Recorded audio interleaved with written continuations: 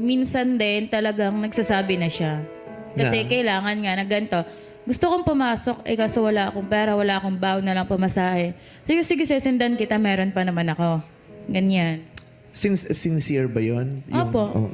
So hindi mo naman feeling na, hindi mo naman Hindi. naramdaman na nagamit ka? Hindi po.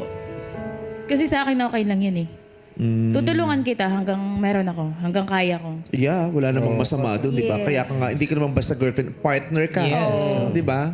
Partners kayong dalawa. Galing sa love yung binibigay niyang tulong. True. Di ba? For us, wala namang masama talaga dun eh.